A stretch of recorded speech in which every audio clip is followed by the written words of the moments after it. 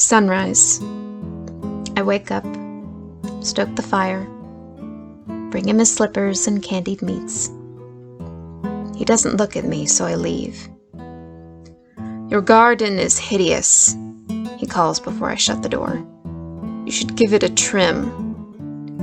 My garden is not hideous, but I pull the weeds and prune back the brambles curling tight. He walks by with his rifle, and I call him to approve of my work. "No," he says, "the fruits are what's unruly. Rip them up. We need more flat land for the boys to work." The fruits aren't unruly, but I cut them from their vines and bring them to the cellar. I gut one like a fish, stabbing and slicing with a dull knife, slicing my own fingers in the process. The pulp nestles into a pretty and perfect pie. While the warm spices drift up through the chimney pipe, I clean. The sconces, the curtains, the floor, the laundry, the dishes, everything but myself. A darning needle can't break skin, but I still stab my already punished fingers while mending a sock. That's when the letter arrives, sealed with cherry red wax and brushed with gold leaf. "A ball," it screams, "the grandest, most exquisite ball any mortal could ever witness." He stuffs the letter in his breast pocket, stealing it before I can finish reading. I bring him a warm slice of pie. He doesn't touch it, asking for his coat. I press, I pleat, I shine.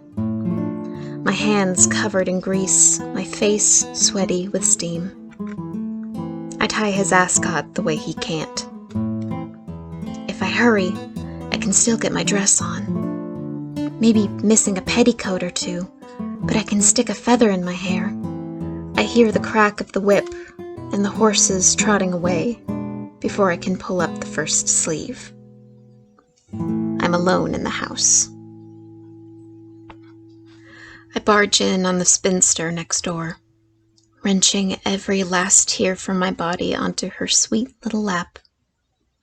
She kisses my cheek, drops oil into my hair to mask the smell of grease, drops a nosegay between my breasts to combat the ash. I thank her for the care, turning back toward what used to be my garden. But she pulls me toward her stable instead, shows me her own carriage and horse, both glossy from lack of use. "Go," she urges. "Don't even speak to him." When I get to the palace doors, I'm already late. So I tuck up my sleeves, tuck up my face, and float inside as best a broken girl can. The ball is immense and sparkling. Delicate little foods cover every table. Fluffy, jewel-toned skirts sweep the floor. Lilting violins and oboes tease me up into the air until I forget the ache in my back, the blisters on my feet, my name.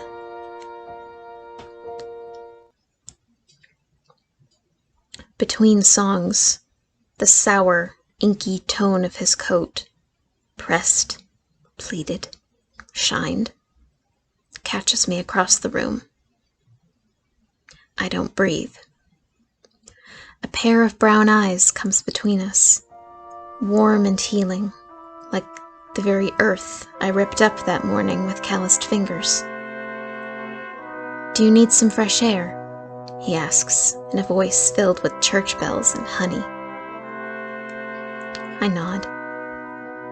We walk through the gardens, through bushes cut like sphinxes and unicorns, through roses pruned naked. I thought I left all my tears at the old spinster's house, but once again I cry for my own ravaged garden. He kisses my hand, kisses the tears off my face, swallows them to keep. I swallow his breath, pull him closer until I feel his pulse at every inch. He wants to amuse me, to make me forget. I let him.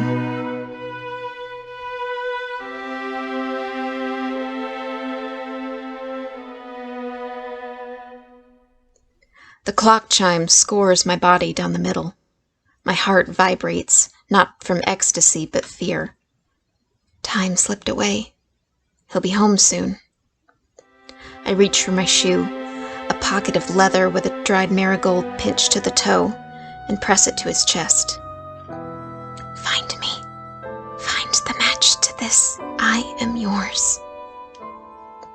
I slip one last breath into his mouth and run, breaking over and over again with every step. The aches, the smells, the earth under my fingernails blooms into existence again. By a miracle, or by the spinster's horse eager to get some exercise, I make it home first. I tear off my dress, stuff it back in the trunk, and curl up in bed on delicious pins and needles. Sunrise. I wake up, barely move, stoke the fire, bite my thumb, bring him his slippers and porridge. The sun moves past midday before a hard knock rattles the door. Brown eyes and quartz buttons, leather shoe cradled in his palms. His face sinks hollow when he meets the soot smeared across mine. Excuse me, sir, would there happen to be any maidens of this house? No maidens, your grace. Only me and my wife.